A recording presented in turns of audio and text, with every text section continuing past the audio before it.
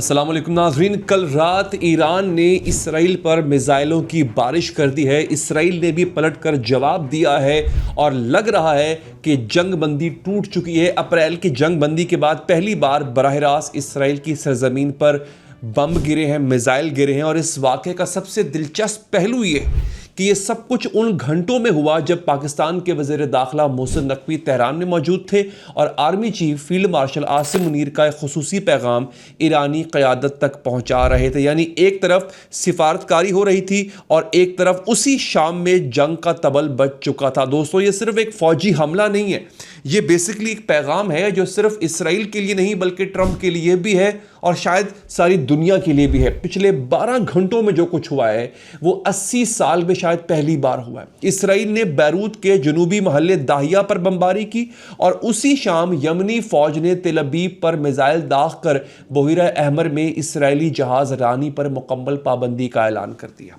Iran ने क्या किया? ईरान ने बराह रास्त इसराइल पर मिसाइल बरसाए और इसराइल ने ट्रंप की जो हिदायत थी, वाज़े हिदायत थी, उसके बावजूद ईरान पर जवाबी हमला किया। यानी ट्रंप इसराइल को रोक रहा था कि ईरान पर पलटकर वार मत करना और इसराइल वही काम कर रहा था। और इसी दौरान ट्रंप ने फाइनेंशियल टाइम्स को एक ऐसा इंटरव्यू दिया जिसका एक जुमला आज हर सिफारती हलके में गूंज रहा है।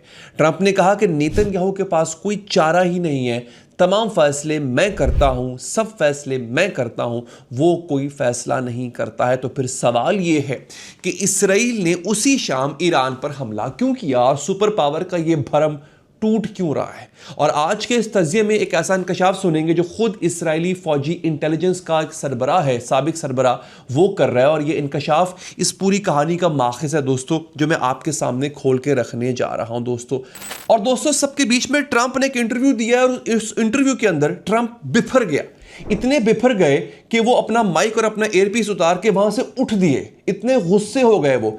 उस इंटरव्यू में ट्रंप से आखिर ऐसा क्या पूछ लिया गया कि ट्रंप जो है वो बिफर गए और उठ के चले गए, ये मैं आपको आगे चल के बताऊंगा। नाज़रीन, इसराइली इस्टेब्लिशमेंट का अपना आदमी है और साबिक जो इंटेलिजेंस का ईरान डिवीजन है उसका ये सरबराह रह चुका हुआ है डैनी सेंट्रोविच। सेंट्रोविच कहता है कि आज का ईरान न खौफज़दा है, न एहतियात बरत रहा है, बल्कि ये एक नया ईरान है जो अपने मिसाइलों से हकीकतें, नए हकायक, नई हकीकत कायम कर रहा है और अपनी मौजूदगी खुद मनवा रहा है। और 80 साल में शायद पहली बार है जब ईरान अपने आप को शिकस्त खोरदा या मरऊब नहीं समझता। और यही सोच अभी 2 रातें पहले अपनी पहली अमली शक्ल में जाहिर हो चुकी है। हुआ ये नाजरीन कि इतवार की सुबह शुमाली इसराइल की तरफ चंद रॉकेट दागे गए जिनकी जिम्मेदारी हिजबुल्लाह ने कबूल नहीं की, लेकिन इसराइल ने इसे बहाना बनाकर बैरूत के जनूबी महल्ले दाहिया की एक रिहायशी इमारत पर हमला कर दिया, जिसमें 2 अफराद जाँ बहक होते हैं, 20 जख्मी होते हैं। और ये सब उस सीज़ फायर की खुली खिलाफ वर्जी थी जिसके बारे में खुद वाशिंगटन ने चंद दिन पहले इसराइल से कहा था कि तुम्हें पीछे हटना पड़ेगा। तेहरान ने देखा, तेहरान खामोश रहा और फिर उसने फैसला किया। ईरानी पासदाराने इनकलाब ने अपनी सरजमीन से इसराइल पर बैलिस्टिक मिसाइल दागे। अशकलोन के करीब आसमान में रोशन धारें देखी गई। इसराइली फौज ने ऐलान किया जनाब कि ज़्यादातर मिसाइल हमने रोक लिए हैं, लेकिन अपने ही बयान में एतराफ़ किया कि हमारा दिफा 100% दुरुस्त नहीं है। और नाजरीन, यहाँ पर दिलचस्प बात यह है कि ईरान ने इस हमले को नाप तोल कर रखा था। बहुत कम जानी नुकसान हुआ है ईरान के हमले से। अपना फ़िज़ाई रास्ता बड़े एहतियातन उन्होंने पहले ही बंद कर दिया, यानी जो एयर स्पेस है ईरान की, इस हमला करने से पहले ईरान ने बंद कर दी थी। और पासदाराने इनकलाब ने एक बाज़ाब्ता बयान में कहा कि तमाम अमरीकी और इसराइली अहदाफ पर बड़े हमले सिर्फ उस सूरत में होंगे अगर ये हिमाकत दोबारा दोहराई गई। यानी नया असूल क्या है? ईरानी मुहक्किक हैं हमीद रज़ा अजीज़ी, वो इस वाक़े का बड़ा गहरा तज़िया लिखते हैं। वो कहते हैं कि तेहरान ने अपने इस एक फैसले से एक नया सिफारती उसूल कायम कर दिया, क्योंकि ईरानी वज़ीर ख़ारजा इराक़ची ने हफ्तों पहले सिर्फ ये बात लफ्ज़ों में कही थी कि जंग बंदी तमाम महाज़ों पर लागू है और एक महाज पर इसकी खिलाफ वर्जी, तमाम महाज़ों पर खिलाफ वर्जी तस्वुर की जाएगी। लेकिन ये सिर्फ एक खिताबी जोश खिताबत में कहा गया जुमला नहीं था और आज तेहरान ने अपने मिसाइलों से इस बात की अमली हकीकत तय कर दी है कि अगर ये करोगे it has a cost attach to it, इसकी कीमत चुकाना पड़ेगी। पहले ईरान सिर्फ बात करता था, अब ईरान बात के साथ कीमत भी अटैच कर देता है कि ये करोगे कीमत चुकाना पड़ेगी, और यही नए आलमी निजाम का सबसे वाज़ेह ऐलान है। नाज़रीन, ईरानी मिसाइल गिरने के फौरन बाद ट्रंप ने एक्सियोस को फोन पर, एक्सियोस एक बहुत बड़ी एजेंसी है, खबर रसां एजेंसी है, उसको फोन पर बताया कि वो नेतन्याहू को अभी फोन कर रहा है और उसे जवाबी कार्रवाई से रोकने लगा है। और फिर फॉक्स न्यूज ने भी यही कहा कि ईरान ने अपनी बात कह दी है, अब मेज पर वापस आओ और मुआहदा करो। यानी ट्रंप इसराइल से कह रहा था कि ईरान ने अपना पॉइंट कर दिया क्लियर, हमला करके इसराइल पे, अब वापस मुज़ाकरात की बात करते हैं। एक अमरीकी सदर अपने सबसे करीबी इत्तेहादी इसराइल को एलानिया रोक रहा है। ये मामूली बात नहीं होती है दोस्तों सिफारती जुबान के अंदर। अमरीकी तज्जियाकार हैं एनन ब्रेमर, उस पर उन्होंने एक बड़ा कमाल का जुमला कहा, और ये जुमला याद रखने वाला है। वो कहते हैं ये बड़ी गैर मामूली बात है कि एक अमरीकी सदर इसराइल से कह रहा है कि ईरानी मिसाइल हमले के बाद जवाबी कार्रवाई ना करना। और फिर चंद घंटे बाद जो हुआ वो अमरीकी इसराइली तारीख का एक नया बाब है। इसराइली फ़ज़ाइया ने मगरबी और वस्ती ईरान में फ़ौजी अहदाफ पर बमबारी की, ये उनका दावा है। यानी नेतन्याहू ने ट्रंप की पब्लिक हिदायत के बिल्कुल खिलाफ अपना फैसला किया। इसराइली सहाफ़ी हैं याकूब कॉटनर, उस फैसले की हकीकत यूं बयान करते हैं कि इसराइल ने ईरान को एक हिकमत अमली का पैगाम भेजा कि हम अपनी मर्जी से अमल करते हैं, और ट्रंप ने कई इंटरव्यूज़ में इसराइल को रोका, लेकिन आखिर में इसराइल ने वही किया जो उसको ज़रूरी लगा। और यही इस पूरी कहानी का सबसे गहरा तजाद है। ट्रंप कह रहा है सब फैसले मैं करता हूं, नेतन्याहू उसी वक्त खुद फैसला कर रहा है। अमरीकी सहाफ़ी है ग्लेन ग्रीनवाल्ड, उसने इस सूरत हाल पर एक तल्ख तबसरा किया, और इसको सुनने के बाद आपको ट्रंप की मौजूदा हालत का भी अंदाजा हो जाएगा। ग्रीनवाल्ड लिखते हैं कि मुझे ट्रंप पर तकरीबन तरस आ रहा है, क्योंकि उसे चिल्ला चिल्ला कर कहना पड़ रहा है कि नेतन्याहू मेरा बॉस नहीं है। और ट्रंप ने अप्रैल में ऐलान किया था कि मैंने इसराइल को लबनान पर बमबारी से रोका। इसराइल हंसा और अगले ही दिन उसने लबनान पर बम बरसा दी। और इस पर ईरानी अमरीकी तज्जियाकार हैं त्रिता पारसी, बहुत मशहूर हैं, बड़े फेमस हैं, एक ऐसा नुक्ता पकड़ते हैं जो हर संजीदा तज्जिया निगार को समझना चाहिए। पारसी कहते हैं कि अगर इसराइल की नाफरमानी पर कोई कीमत नहीं चुकानी पड़ती तो ईरान को यकीन हो जाएगा कि ट्रंप या तो इसराइल को रोक नहीं सकता या रोकना चाहता नहीं है, और ऐसी सूरत में वॉशिंगटन के साथ किसी भी मुआहदे की कोई कदर नहीं रहती है, क्योंकि एक बेलगाम इसराइल सिर्फ नई जंग का खतरा बढ़ाएगा। और फिर पारसी का असल नतीजा, असल पंच कहता है ट्रंप इसराइल को मुआहदे के बाद रोकने के लिए तैयार है, लेकिन मुआहदे से पहले रोकने के लिए तैयार नहीं है। जरा गौर कीजिएगा, ट्रंप इसराइल को मुआहदे के बाद रोकने के लिए तैयार है, मुआहदे से पहले रोकने के लिए तैयार नहीं है। यानी नेतन्याहू ये जानता है कि जब तक मुआहदा नहीं होता उसे खुली छुट्टी है, और यही इस पूरी धोखाधड़ी का असल सच है। और अब आते हैं उस पहलू पर जिसे मैं समझता हूं कि शायद आपके टेलीविजन चैनल आपको नहीं बता पाएंगे।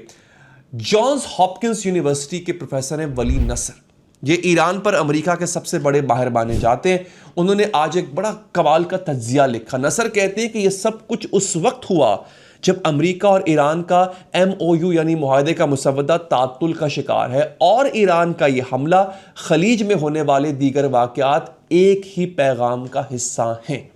तेहरान वाशिंगटन पर दबाव डाल रहा है और यह बता रहा है कि अगर मुआहदा नहीं हुआ तो हम जंग की तरफ भी जा सकते हैं। मुआहदा हमारी ज़रूरत नहीं है, आपकी ज़रूरत है, और यह सारा दबाव सिर्फ इसलिए कि ट्रंप मुआहदे पर आगे बढ़े। अब समझिए, अमेरिका ने कहा था कि जंग ख़त्म हो चुकी है, ईरान अपने मिसाइलों से यह कह रहा है कि हाथ धो बैठा है ईरान, ये कह रहा है कि नहीं, जंग तब तक ख़त्म होगी या जब तब तक चलेगी जब मुआहदा हमारी शराइत पर तय पाएगा। और ईरान की शराइत हैं क्या? सुप्रीम लीडर के फौजी मशीर और पासरानी इनकलाब के साबिक सरबराह हैं मोहसिन रजाई। CNN को इंटरव्यू में उन्होंने एक तफसीली इंटरव्यू दिया। पहला नुकता यह कि ईरान अबूरी मुआहदे पर दस्तखत के दिन ही फौरी तौर पर $12 अरब के फ्रोजन असासे चाहता है।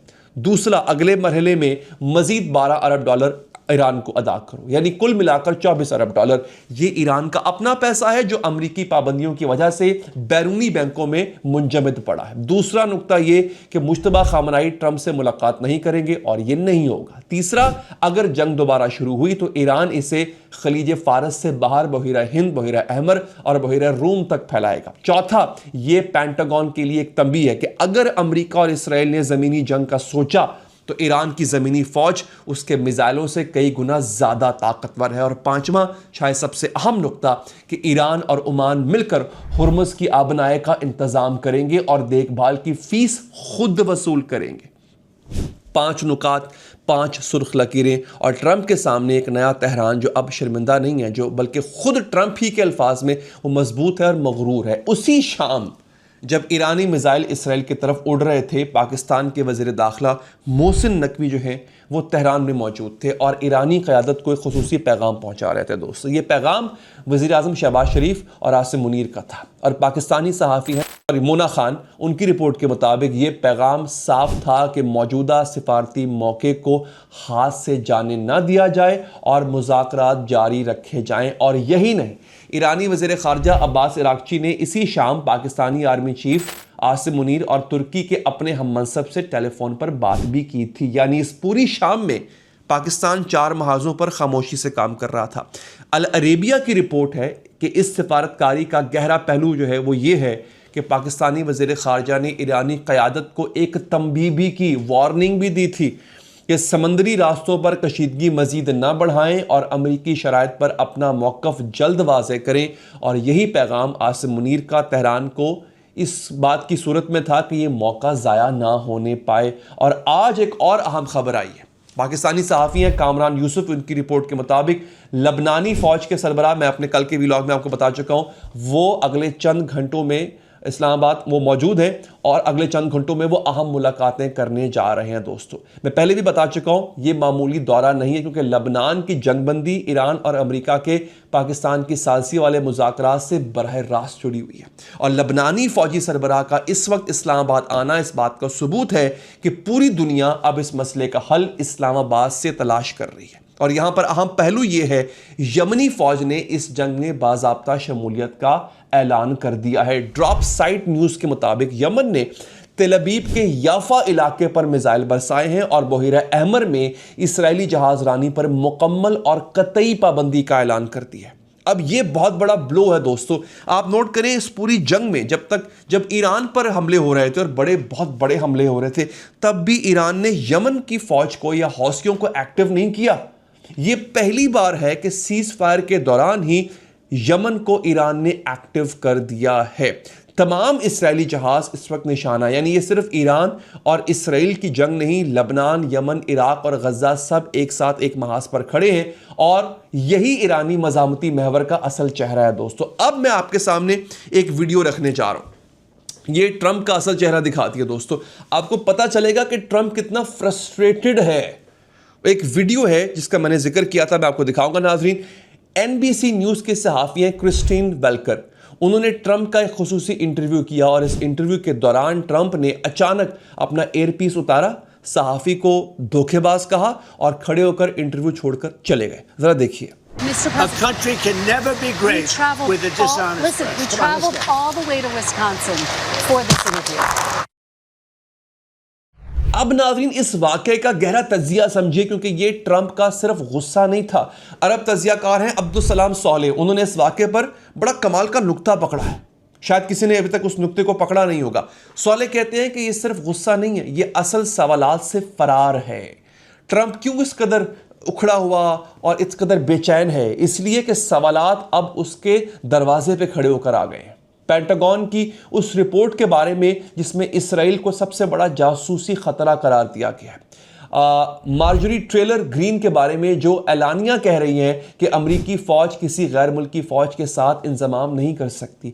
थॉमस मैसी के बारे में सवाल है, जिन्होंने तंज़िया ये पूछा था कि हम इसराइली जो पेजर हैं उसकी कीमत किस खाते में अदा कर रहे हैं, और उन 39 ट्रिलियन डॉलर के कर्जे के बारे में जिस पर अब कोई बात करने का हौसला नहीं रखता। दोस्तों, अमेरिका इस वक्त 39 ट्रिलियन डॉलर का मकरूज है। ये सारे सवालात ट्रंप को झंझोड़ रहे हैं।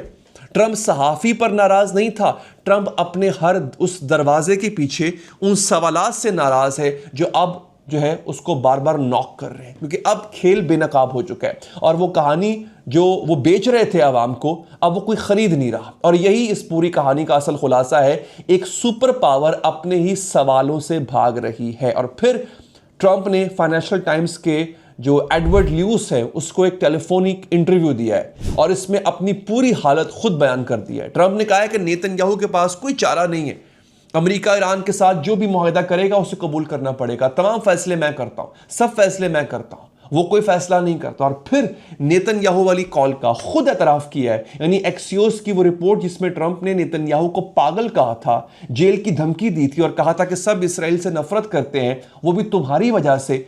ट्रंप ने इस रिपोर्ट की तरदीद नहीं की, यानी उसने तस्दीक कर दी है। ट्रंप ने एक और दिलचस्प बात की कि अगर मुज़ाकरात नाकाम हुए तो मैं ईरान पर कमांडो हमले पर भी गौर कर सकता हूं या इस नाकाबंदी को जारी रख सकता हूं, जो शायद इस मुल्क पर आज तक किए गए सबसे बड़े हमले के मुतरादिफ है। और फिर आखिरी और सबसे गहरा एतराफ, एनबीसी को ट्रंप ने कहा कि ईरान मुआहदा इसलिए नहीं कर रहा क्योंकि वो पहले से ज़्यादा मजबूत है और इस मजबूती की वजह से वो मगरूर हो गया। ये एक अमरीकी सदर है, 4 महीनों की अपनी पूरी मुहिम की शिकस्त इन 2 लफ्जों में तस्लीम कर रहा है। याद कीजिए फरवरी 2026 का अमेरिका का मौक़िफ़, जब पेंटागन कह रहा था कि ईरान की फौजी सलाहियत तबाह हो चुकी है, उसकी हुकूमत गिरने वाली है। आज 4 महीनों के बाद वही सदर कह रहा है कि ईरान मजबूत है और इस मजबूती की वजह से मगरूर है और वो अपनी मर्जी से मुआहदा करेगा या नहीं करेगा। ये एतराफ़ आलमी सिफारतकारी का एक तारीख़ी लम्हा है और ये एक पूरी मुहिम की शिकस्त का ऐलान भी है। दोस्तों, ईरान अब सिर्फ बात नहीं करता, अपनी बात पर कीमत भी तय करता है और यही ईरानी मुहक्किक हमीद रज़ा अजीज़ी के अल्फाज में नई ईरानी डॉक्ट्राइन है। इसराइल अपने सबसे बड़े दोस्त की नाफरमानी करता है, ट्रंप अपनी ही आवाम से भागता है और पाकिस्तान एक साथ 4 महाजों पर काम कर रहा है। और यही आज का असल एक आलमी नक्शा है जो मैंने आपके सामने रख दिया दोस्तों। और इस पूरी कहानी का हकीकी मौजू शायद एक अरबी मुहावरा आज सबसे बेहतर समझा सकता है कि अहले अरब कहते हैं कि शेर तब गिरता है जब वो अपना कद खुद नापना छोड़ देता है और अपनी गरज पर ही अपना हिसाब रखने लगता है। आज एक सुपर पावर अपनी गरज पर हिसाब रख रही है, लेकिन दुनिया अब उसका कद खुद नाप चुकी और तेहरान जो है नाज़रीन, वो हमेशा की तरह खामोशी से अपनी जो ताकत है उसको बढ़ाता जा रहा है।